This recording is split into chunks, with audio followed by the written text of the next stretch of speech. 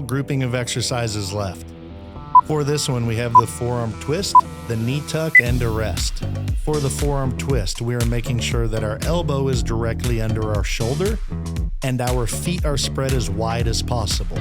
We are reaching under ourselves and then twisting up and driving the elbow up and back. We want as much hip rotation through this as possible. For the knee tuck, we're going to stack our feet on top of each other. If your top foot comes out of the strap, that's okay. All we really need is the bottom foot in the strap. For the easiest version of this, you can put your hand on the ground. A little more difficult, hand on hand, and then most difficult, hand on hip. Progress through these. Don't expect to be able to do the most difficult version first. We are then going to switch directly to the other side. Forearm on the ground, elbow under the shoulder, and back to the twists. Remember, during this we want our feet spread as far apart as possible. Use your hips and push your feet down into the straps to stabilize yourself.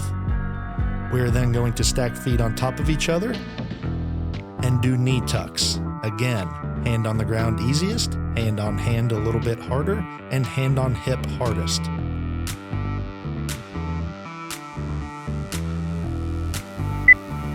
After you've completed both exercises on both sides, we will take a short 20-second rest before starting over and redoing each exercise on each side. During this rest time, slow your breathing, control your heart rate.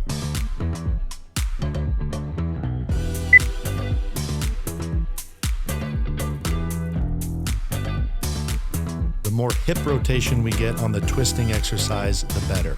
Our goal here is to get the spine moving while our hips are stabilizing themselves. This is a fantastic full body exercise.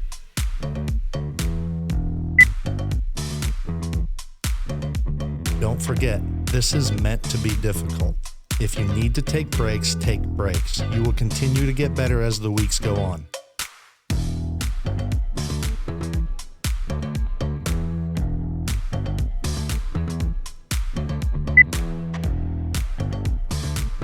Take your time to get your foot back in the strap before moving on to the other side.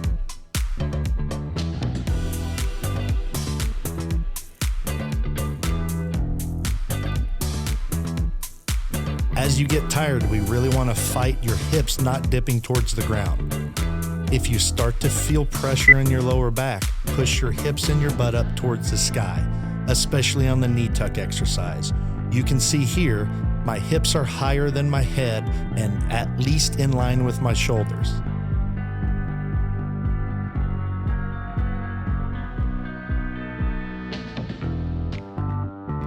And that's a bingo.